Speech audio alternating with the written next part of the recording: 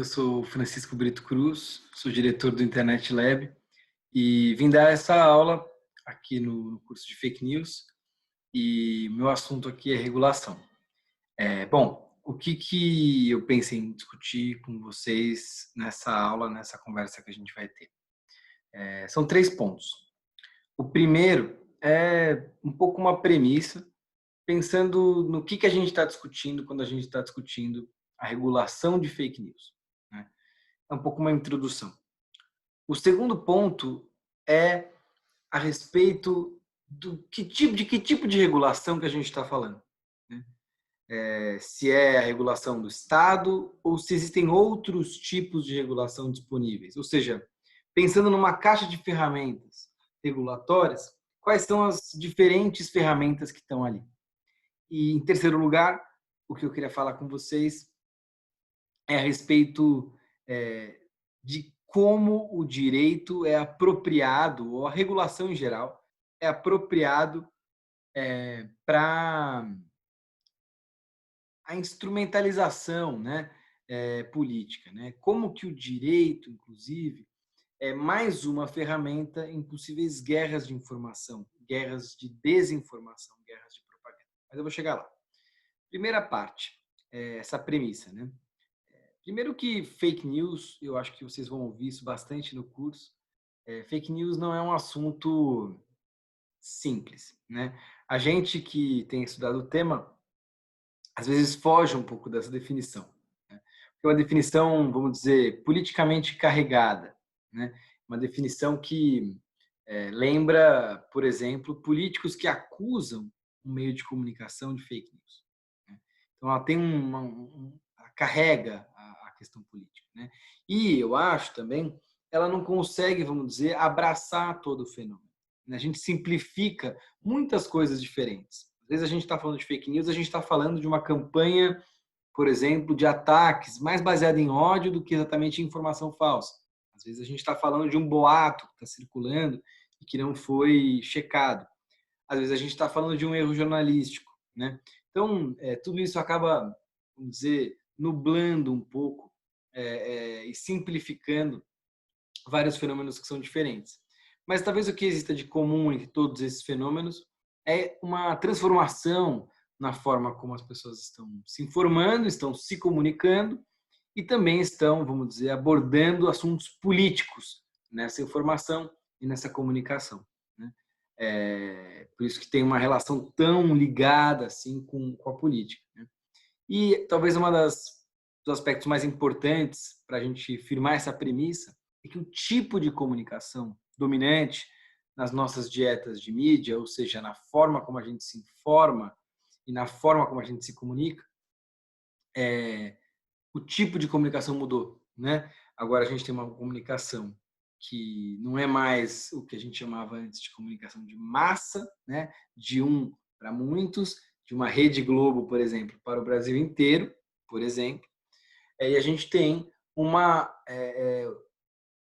um tipo de comunicação que é em rede, ou seja, que todo mundo está conectado com todo mundo, a gente consegue trocar informações com base nessa rede, né? E que, por consequência, o que eu falo pode ser replicado por essa rede, eu tenho o poder de, eventualmente, ser muito ouvido porque eu fui muito replicado, né? E também, além disso, é uma rede aberta, né? Todo mundo pode, com poucos recursos, criar um perfil e falar, né? Então, assim, essa mudança de paradigmas de comunicação que ficou cada vez maior, né, com a adoção de ferramentas digitais, da internet, que começou na década de 90, mas que se acentuou na década de 2010, ela mudou a forma como as pessoas se informam. Isso talvez seja o que está na base desse processo, né? Está na base dessa preocupação com a crise do que representou o jornalismo profissional, né? O jornalismo profissional é uma forma da gente conhecer os fatos da realidade de uma maneira seguindo alguns protocolos, seguindo algumas regrinhas, né? típicas da prática profissional do jornalista. E esse jornalismo, esse jeito de conhecer a realidade, foi entrando em crise no mesmo tempo que as pessoas começaram a se comunicar dessa forma. Isso tem bastante a ver, tem a ver com os modelos de negócio de quem fazia esse jornalismo, né? E tem a ver também com o que esses veículos de mídia, o que essa imprensa noticiou e como ela construiu ou não construiu determinadas legitimidades. Vamos parar por aí. O que eu estou querendo dizer com isso? O que eu estou querendo dizer é que fake news não é um bom termo, não ajuda, e que, principalmente, a gente está unindo, em relação a isso, muitas coisas diferentes e que nem sempre essas coisas são muito fáceis de se resolver juridicamente, a partir de regulação. Por quê? Porque elas são problemas que estão na política, estão na economia, estão no jornalismo, estão na cultura. Pensando o seguinte, se o jeito de produzir notícias, que o jornalismo profissional produzia as notícias, não está funcionando mais, por exemplo, porque ele não tem meios de se financiar, isso não é só um problema jurídico, né, da qualidade da informação ser resolvida por uma lei, mas é um problema econômico, né, que o direito pode eventualmente ajudar, mas que o direito não é a única ferramenta, talvez não seja capaz de ajudar completamente. Mesma coisa quando a gente fala do problema político. Se as pessoas estão consumindo informação, porque existe uma demanda de informação que agrade seus preconceitos políticos, que agrade as suas visões e crenças pré-determinadas, não vai ser uma lei que vai convencê-las que essas visões não são razoáveis. Isso é um trabalho político, um trabalho de convencimento. Então, o direito ele não vai ser tábua da salvação de nada, né? O direito vai, no máximo, apertar um parafuso aqui, apertar um botão ali e, vamos dizer, agir em alguns pontos desse ambiente informacional, né? Desse ambiente de informação e comunicação, podendo mudar uma ou outra coisa, né? Podendo eventualmente intervir na arquitetura desse sistema, em como ele se constrói, quais são os principais atores, como essa informação circula, quais são os incentivos que esses atores têm para fazer com que essa informação circule, mas ele está imerso, e essa é uma lição bem importante, ele está imerso numa realidade política, numa realidade social, e entendê-lo como algo que não tem relação com essa realidade, é ter uma visão do direito um pouco idealista e um pouco fechada, né? É uma visão que possivelmente não vai entender as duas premissas os dois pontos que eu quero fazer nesse tempo que nos resta, né? Principalmente o primeiro. Então, primeira premissa é essa. A premissa é que fake news não é só um problema jurídico e muito menos, né? Muito menos do que fake news não é só um problema jurídico, fake news é um problema também econômico, social, etc. E o direito ele não exerce um papel, vamos dizer, único e divino, né, nesse processo. Ele é uma parte dessa história. Bom, sobre o nosso segundo ponto, sobre a regulação. De que regulação que a gente está falando? Né? Uma coisa que eu acho bem importante dialogar é que a regulação das redes sociais ou quando a gente fala de lei das fake news e tudo mais, a gente está falando da regulação geralmente estatal, né? Geralmente a regulação que a gente aprova no Congresso, o presidente sanciona e uma legislação nacional tem a condição e tem os instrumentos de fazer valer, né? Via judiciário, por exemplo, né? Ou via uma agência reguladora, se esse for o caso. Esse tipo de regulação é uma das regulações que está em jogo nesse debate, né, de regulação das fake news, chamadas fake news. Por quê? Porque existe um outro conjunto de regras, um outro conjunto de diretrizes que às vezes parece muito direito, né? Parece muito uma lei, mas não é. E que a gente também tem que considerar. Não porque eu desejo que esse tipo de regulação não estatal seja o que valha, sem fazer juízo de valor aqui.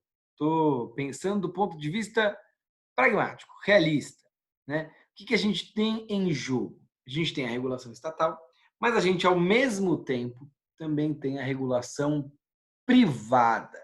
Né? A regulação que as redes sociais constroem e colocam em prática nos seus termos de uso, na hora que elas estabelecem as regras que vão ser aplicáveis e na hora que elas estabelecem como que a plataforma vai se organizar. Então, vamos pegar um exemplo, o Twitter. Né? O Twitter tem os seus termos de uso. Então, por exemplo, se você assedia alguém no Twitter, se você publica uma foto íntima de alguém sem autorização dessa pessoa, o Twitter tem uma regra privada de que esse conteúdo vai ser tirado. Né? E isso vamos dizer, presente num contrato que o Twitter tem com esse usuário, mas isso é uma regra. Isso é parte da regulação que os usuários estão sujeitos. Né?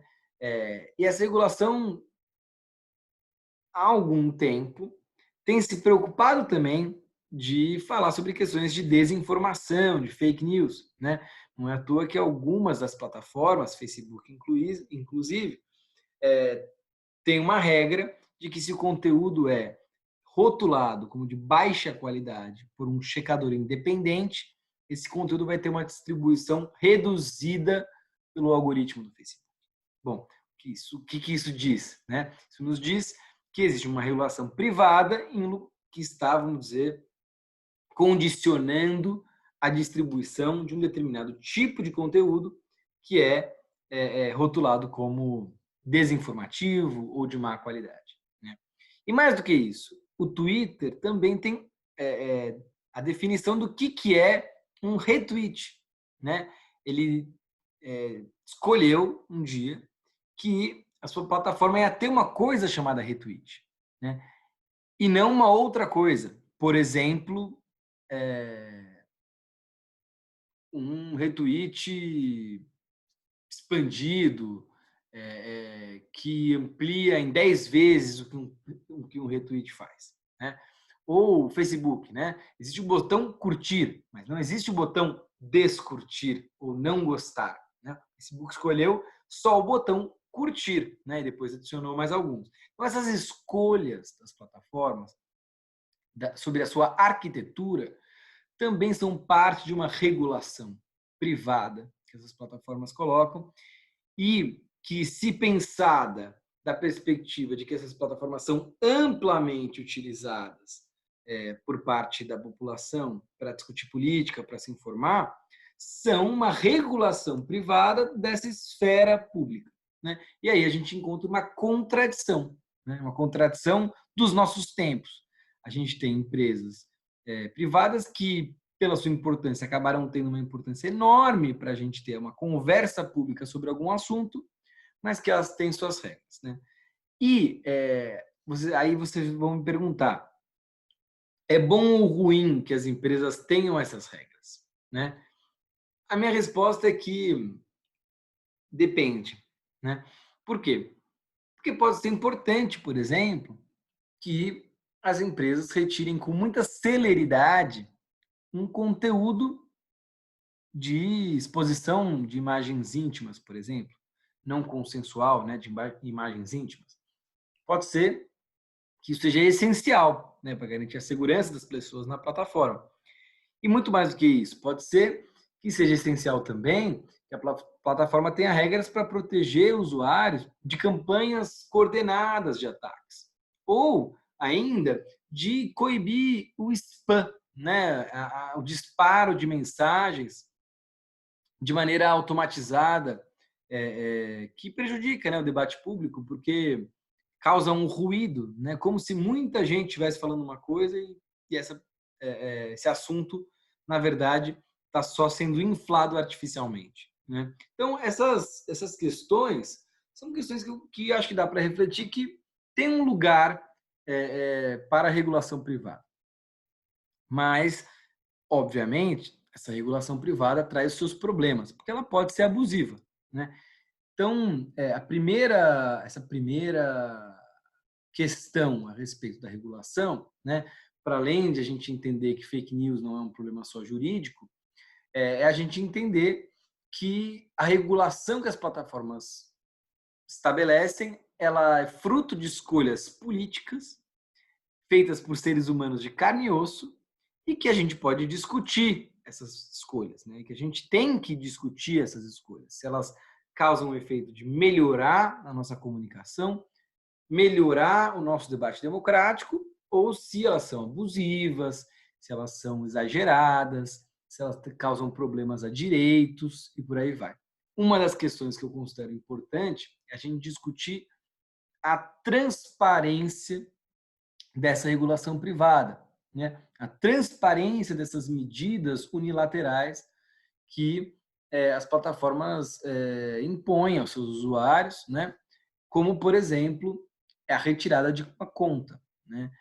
O usuário acho que deveria ter o direito de saber por que sua conta está sendo removida, né? Acho que uma coisa que se discute e eu acho interessante é que o usuário tenha um direito a um recurso, né? Dizendo, olha, você retirou minha conta, mas eu não acho justo, né? E aí é interessante porque a gente começa a navegar num terreno ou em mares, né? É, que a regulação privada começa a se parecer com a regulação estatal, né? Começa a ficar próxima, começa a lembrar, né? Um recurso é uma coisa que tem no judiciário também, né? E aí cito como exemplo o recente anúncio de instalação do que a gente tem chamado de Suprema Corte do Facebook, né? Que na verdade é um conselho de supervisão das políticas de conteúdo da empresa, ou seja, é uma espécie de corte que uma série de especialistas convidados inicialmente pelo Facebook, mas que vão se autogerir, que vão gerir um dinheiro separado e independente da empresa, vão analisar decisões, casos difíceis sobre conteúdo na plataforma, funcionando como uma espécie de corpo independente para definir políticas de conteúdo, para definir questões de liberdade de expressão, né? É um assunto de ponta que merece ser mais pesquisado, mais estudado e que certamente tem a ver com questões que a gente comumente chama de fake news, porque tem a ver com a garantia e a tutela da liberdade de expressão, né, na internet. Então, o que eu acho que fica dessa segunda parte da nossa conversa sobre os tipos de regulação é que as plataformas também têm um tipo de regulação e que, do mesmo jeito que na regulação estatal ela pode servir para garantir ou para criar riscos à liberdade de expressão, né? Você pode ter uma regulação estatal que garante a liberdade de expressão e o direito dos cidadãos a se manifestar, por exemplo, você também pode ter no âmbito das plataformas, ou até incentivado pelo Estado, né, uma regulação indireta, né, o Estado dizendo como tem que ser a regulação privada das plataformas, que prejudique ou que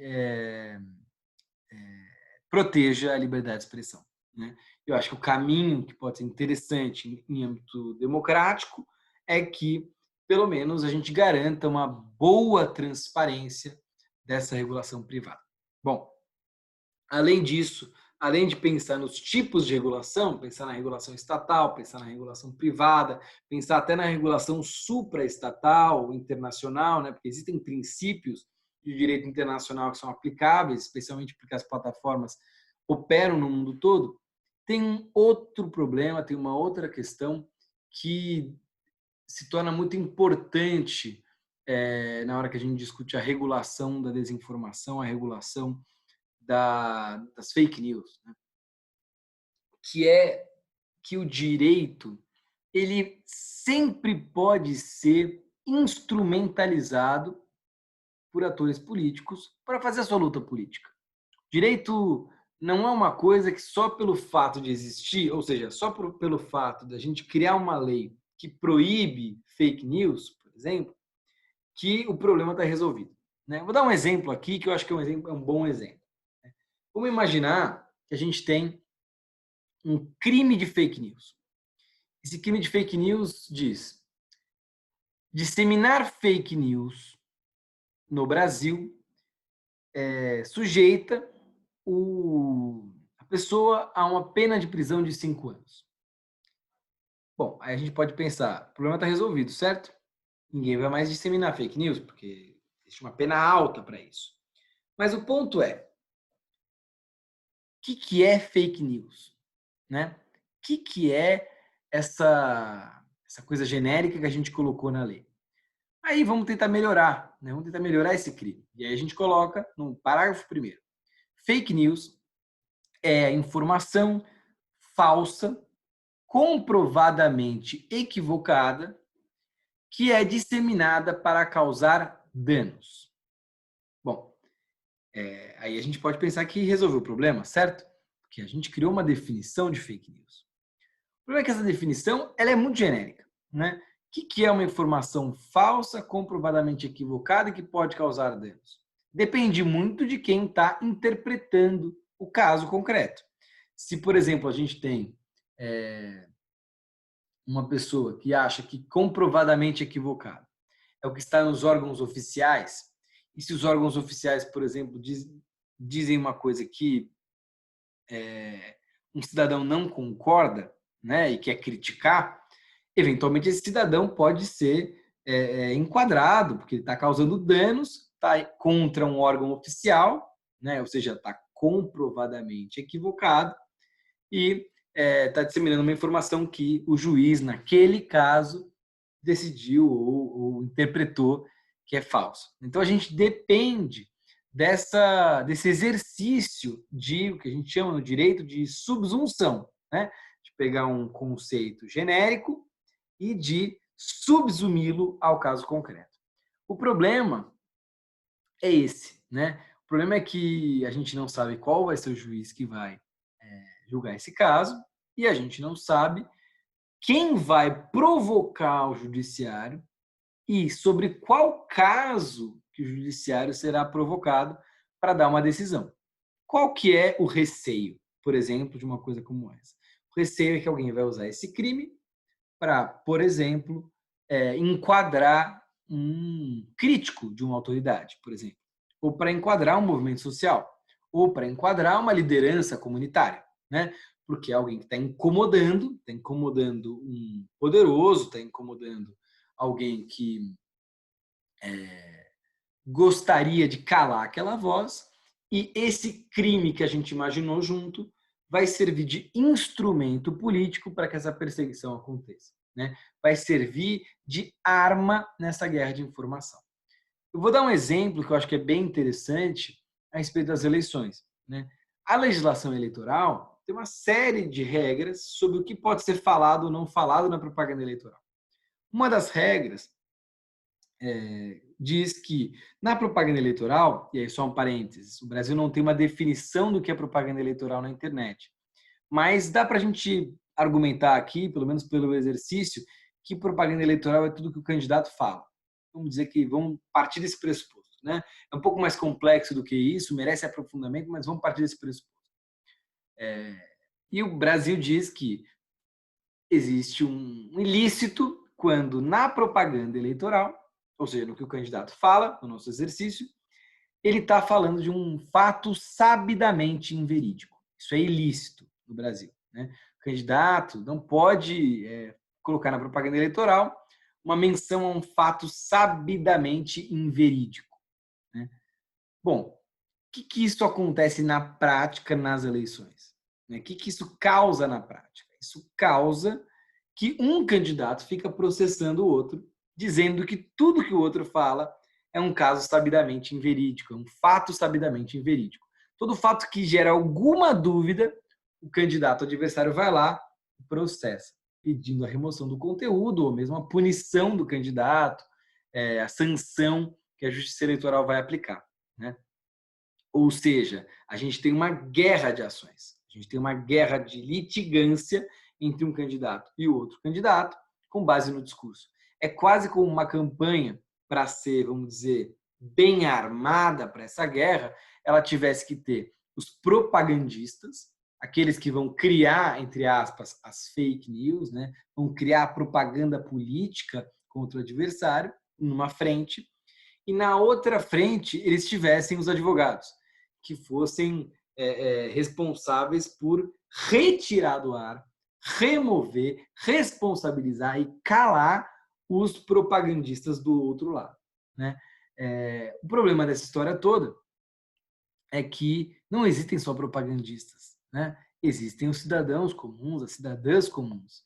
E no meio dessa guerra de informação, quando você cria um instrumento justamente para calar o outro lado, que pode ser instrumentalizado nisso, ele também pode ser instrumentalizado para calar o pequenininho, né? Para calar o cidadão, a cidadã comum que quer fazer uma crítica, né? Então, a lição nesse terceiro ponto é uma lição de que o direito estatal, mas também a regulação das plataformas, quando a gente está falando de desinformação, ele vai ser mais um instrumento para a luta da informação, a luta entre propagandistas, né? Ele vai ser instrumentalizado. Porque assim como as plataformas estão imersas numa realidade social, né? Assim como a regulação privada vai ser utilizada, por exemplo, para tentar calar vozes que não se concorda, né? Isso é bem observável quando a gente vê que vai um monte de gente vai lá e dá um dislike num vídeo, por exemplo, né? Para tentar sinalizar que aquele vídeo é desimportante, para criticar, ou mesmo para denunciar aquele vídeo em massa, tentando que aquele vídeo caia, né? Do mesmo jeito que tem gente que vai utilizar e instrumentalizar a regulação privada, a gente tem também a instrumentalização da regulação estatal, né? E aí, qual que é o problema, né, da gente ter uma regulação que não é pensada a partir do pressuposto que ela pode ser instrumentalizada, né? A gente tem uma possibilidade de uma regulação que pode aumentar as simetrias de poder, né? Porque ela não está preocupada como que vai ser levado ao judiciário, que pode criar risco a direitos. E no final das contas, quando a gente joga muita coisa para o judiciário sem pensar em quem vai acessar o judiciário, a gente vai estar esquecendo que o judiciário brasileiro é um poder e provém justiça, né, aos cidadãos de maneiras diferentes, né? Existe uma série de assimetrias, de desigualdades no acesso à justiça no Brasil que a gente não pode desconsiderar na hora que a gente está jogando a questão para o judiciário, né? Se a gente vai criminalizar, por exemplo, quem a gente vai acabar criminalizando, né? Quem que o judiciário brasileiro, o sistema de justiça brasileiro acaba por criminalizar, né? Como que diferentes setores da sociedade brasileira têm acesso à justiça? Isso é bem importante, né? Então a gente, para resumir, a gente fez aqui de maneira muito sintética uma trajetória com 3 pontos. Primeiro ponto é que fake news não é um problema jurídico, inclusive é um assunto que está muito na interligação entre comunicação e informação e várias áreas diferentes, né? A política, a economia, a cultura, o jornalismo e o direito, né? Então, mudar o direito aqui e ali não vai resolver, porque é na intersecção dessas áreas que a gente vai ver os possíveis efeitos bons ou ruins de uma regulação. A segunda coisa é que quando a gente está falando de regulação, a gente não pode desconsiderar que existe um poder privado que, inclusive, regula relações e comportamentos na internet. E o terceiro, que a regulação ela sempre é possível de ser instrumentalizada quando a gente está falando de comunicação, né? no momento que a gente percebe isso, a gente começa a pensar que a gente tem que ser cauteloso na hora que a gente faz regulação que seja muito fácil de se aproveitar e de se instrumentalizar.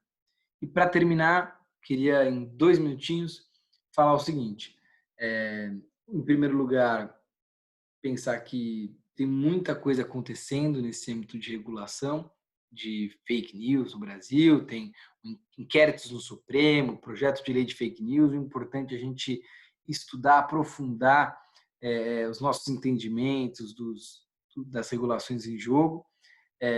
Não vou aqui emitir um juízo de valor específico, tal, porque essas coisas estão evoluindo muito rápido, né? Mas acho que é muito bom ficar ligado, ficar ligada nesses debates, que estão sendo muito ricos, apesar de estarem acontecendo muito rápido.